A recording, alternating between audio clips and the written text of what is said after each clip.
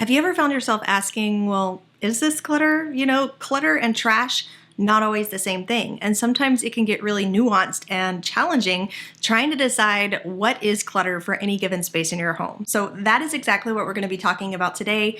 I'm going to be sharing a really simple strategy that I call the 4 Ds that can make those decisions on the ground level super easy when you're trying to decide what's clutter and what belongs in a space from what does not. Hey everybody, welcome back to my channel. My name is Danielle and I chat all about holistic and clutter-free spaces. So if that's something you're into, be sure to click subscribe and turn on those notifications. I release new videos every Tuesday. Now before we dive into this super simple strategy that's going to help you to make decisions on the ground level about what's clutter from what isn't, I want to take a quick minute to share about another tool that's been really helpful for me in my own life. They can help you with everything from decluttering to getting your exercise on, and that is Fabulous. I'm so excited that they've decided to partner with me for sponsoring this video. Fabulous, as you've heard me talk about before, is a habit tracking app, but it's also a digital coach. They help you to work through some of the habit building steps that we oftentimes struggle with so that you're not just ticking off a checklist every time you perform a habit, but you're getting extra coaching and you're getting extra incentive and storylines and really cool graphics to help to encourage you. And I don't know if it's the pregnancy or if it's just the warmth outside, but it's been really difficult to stay motivated and feel energized. And so I need a little bit of a boost. So I've chosen to dive into one of their journeys called Staying on the Road. It's about deepening your concentration and your focus.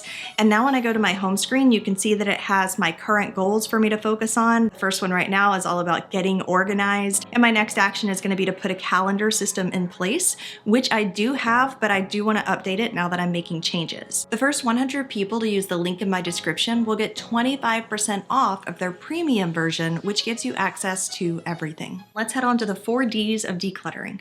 Now, this first D is the easiest, and that is don't use. If you don't use it, then it's kind of a no-brainer. And by use, I mean enjoy it, use it. If it's a tool, then it may be something that you use, but it may also be a piece of artwork. And while we're not actually manually using those types of items, we are enjoying them. So is it something that for whatever its purpose is, you are actually getting use out of that item? And I like this first one because there are some of them that we're going to get into that can be a little more ambiguous. But this one is kind of cut and dry. Are you getting any value at all out of this item? And if you're not, then it kind of is clutter for you. It may not have been clutter for somebody else.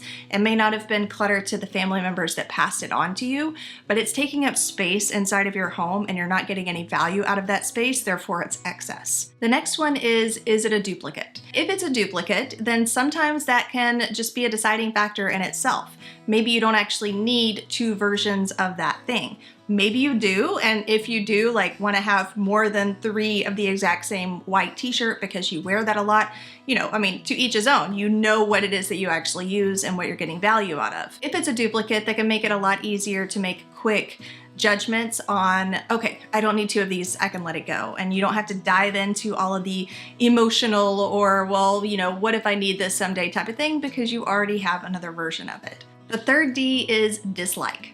Do you even like the thing? Now, I'm not going to go and say every single thing that you just dislike in your home you need to get rid of right now, because I understand that there may be some things that are functionally useful, things that you are using on a daily basis, even though you're not crazy about them and you hope to get a better version eventually in the future. Now, there are a lot of things that we don't use because we don't like them, especially in the clothing area or the products area. When you don't like them, you tend to not reach for them, and those tend to go hand in hand. I don't like this, so I'm not reaching for it, I'm not using it. So those things, it can make it a little bit easier because now you have 2 of the Ds that are applying, right? I don't use it and I don't like it, so let's go ahead and get rid of it. It doesn't matter if it's in great quality. The last one is damaged. And I say that this one is a little more ambiguous because I think we've all held on to things that are not in perfect A+ condition because we like them or they're good enough, maybe you have a flower pot that has a little chip in it. I'm not saying you need to just immediately go and throw out the flower pot and buy a new one because it has a chip in it. If you're still able to enjoy it, you like looking at it, you're using it, that's great. So that's where some of that, adult judgment comes in of just being honest with yourself and, evaluating, am I still using this? Do I still really enjoy it? Or is this giving me some kind of a negative vibe throughout my day that I would be better without? It can still be an indicator and a red flag of something that needs to be gotten rid of, especially if it's so damaged that you just can't use it. So those things that you have where you're like, don't sit in that chair because one of the wheels is gonna, flop, it's not fixed, we've been meaning to fix it for months. If you find yourself saying things like that frequently, well, then you're probably also, again, not using it. You probably don't like it because it's not really functioning appropriately anymore.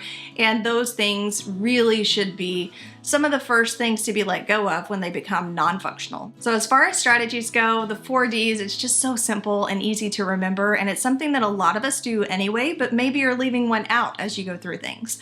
Or, maybe you're just overthinking it, right? And getting confused. And when you just simplify it and get down to the basics, it can be a lot easier to determine the things that really belong inside of your space from the things that don't. So again, those 4Ds in order were don't use, duplicate, dislike, and damaged. Hopefully you've got some value out of this. I would love to hear anything that you have to add down in the comments. Have you been using these 4Ds, or are there certain ones that you tend to lean on more than others? Or maybe there's an example of a time when you have used them and it really helped you just to make a quick decision to go through things a little bit faster. If you're in the middle of decluttering, I do have a free checklist that I'll be sure to leave down in the description. This checklist is a little bit different. So it's not one that goes room by room, and checks off dishes, laundry, all of that. Instead, this takes a different approach, and it approaches the types of clutter and kind of the emotional clutter that we tend to hold on to. So that's why I really like this checklist. I think it's just a little different take than what you normally find. So if you're in the process and that's something you're interested in, I'll have the link for that down in the description, and I'll chat with you next week.